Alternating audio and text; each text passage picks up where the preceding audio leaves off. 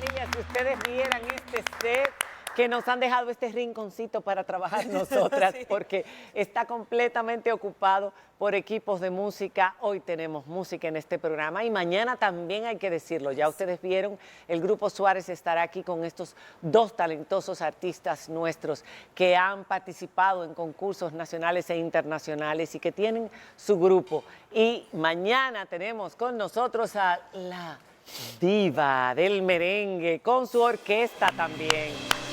Sí, señores, porque no todo es actualidad, noticias, conflictos, dramas, aunque este segmento se lo vamos a dedicar a Gracias al Señor, no todo es eso.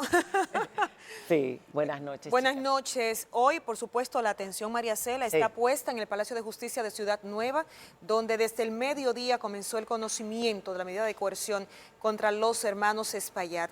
Ha sido un día bastante largo, más de 65 abogados acusadores están allí, aparte del Ministerio Público, que se tomó 2 horas para presentar todos sus alegatos.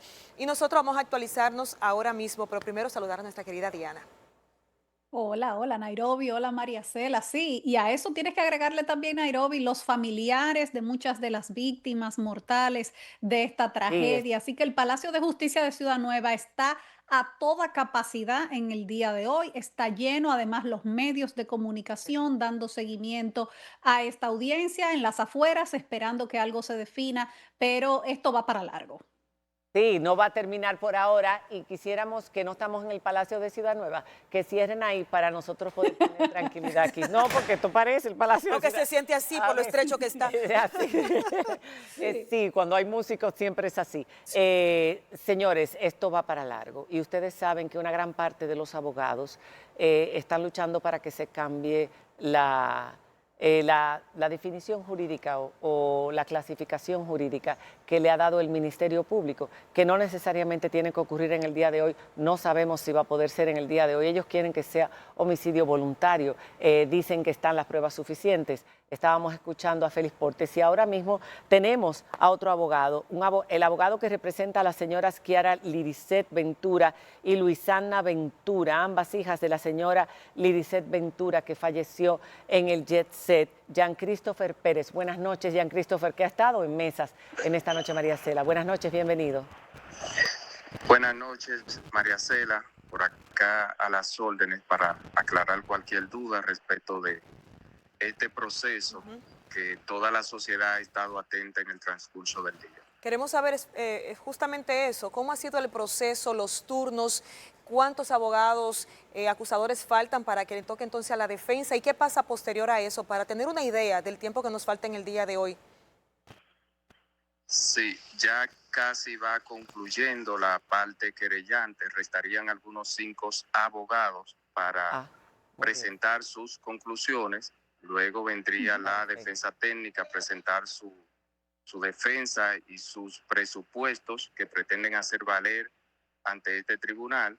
Es posible que se abra el plazo de réplica para que tanto el Ministerio Público como algunos de la parte querellante tengan a contradecir los presupuestos que va a presentar la defensa técnica y posterior a eso el juez tendría 2 opciones: o se retira a deliberar para emitir un fallo esta misma noche o difiere el fallo para otro día. La jueza.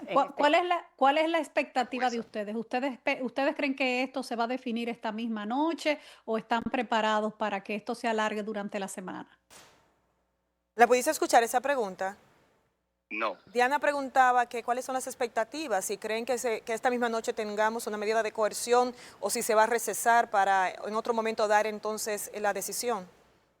Sí, fíjense que han sido extensos los discursos en virtud de que la mayoría de querellantes no hemos estado de acuerdo con la solicitud de medida de coerción, algunos en cuanto a la calificación jurídica y otros como yo al pedimento de que a uno de los imputados se le dicte una prisión preventiva y al otro se le dicte una prisión domiciliaria en el entendido de que ambos están vinculados a la propiedad y a la administración de esa infraestructura, concurren los mismos presupuestos para ambos y en virtud al principio de proporcionalidad e igualdad procesal ambos imputados merecían ser tratados por igual. Entonces, eso ha producido que el tiempo sea más extenso. Nosotros entendemos que la juez que está conociendo esta medida de coerción tiene mucho que analizar, muchas jurisprudencias que se han presentado en solicitud de la variación de la calificación jurídica, muchas conclusiones distintas a las que ha vertido el Ministerio Público, y son altas las probabilidades de que ya para el día de hoy no le dé el tiempo a emitir ese fallo. Claro, Jean Christopher Pérez, abogado de dos personas que perdieron a su madre, está hablando con nosotros desde el Palacio de Justicia. Y una última pregunta que tú acabas de esbozarla. Ustedes, decía Félix Portes, y te escucho también a ti, igual el abogado que tuvimos, Plinio Pina, de Gregory Adames, que querían cambiar la calificación, que la mayor parte de los abogados, de los querellantes, coinciden en que se debe cambiar. Si la jueza no determina que hay razones para cambiar a homicidio voluntario, ¿podría eso más adelante, una vez se presente la acusación, que el ministerio, el mismo Ministerio Público, lo cambie la calificación por un lado? Y por el otro lado, en el caso de la prisión preventiva, ¿ustedes entienden que se le debe dar a los dos prisión preventiva por el involucramiento en todo esto antes y después de la tragedia? He escuchado también con las acciones de doña Maribel, pero en caso de que se demuestre que ellos no van a fugarse, ni van a obstaculizar el proceso de investigación, ni van a presentar ninguna amenaza, podrían estar en su casa. ¿Ustedes entienden que ambos entonces podrían ir a la casa, o ustedes estarían conformes con que alguno hiciera cárcel? Porque no necesariamente tienen que estar en la cárcel mientras esperan el proceso, ya que la misma pena no es una pena contundente, estamos hablando de 2 años. Sí, con relación a esa posibilidad de la variación de la calificación jurídica, yo entiendo que en este momento no es posible, porque el juez está apoderado de una solicitud de medida de coerción que ha presentado el Ministerio Público, y ya el Ministerio Público le dio una calificación jurídica que es el artículo 319. Entonces, este ya no sería el momento procesal, ni tendría la facultad el juez para variar esa calificación jurídica, pero sí existe la posibilidad de que en un juicio de fondo, bajo la advertencia del Ministerio Público y de algunos de los querellantes, el tribunal colegiado que se apodere de ese proceso, pues tenga bien evaluar si coinciden los elementos que den lugar a una variación de la calificación jurídica.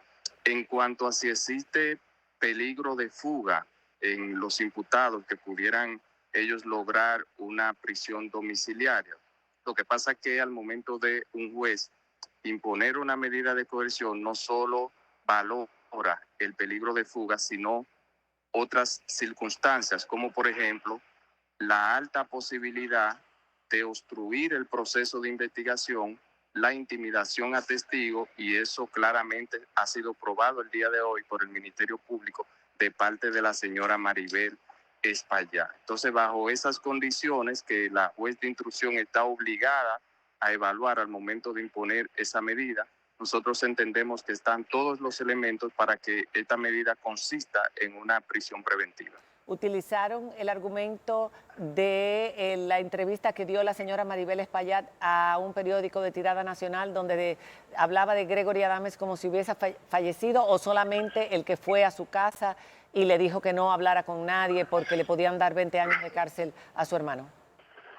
Totalmente se incluyó ese testimonio, ese anuncio que hace la señora Maribel de que este testigo clave del Ministerio Público, aun cuando estaba bajo comunicación con ella, ella lo anunció como que había fallecido, interpretándolo el órgano acusador como una posible amenaza. Y es en ese sentido que se ha aprobado la intimidación a testigos.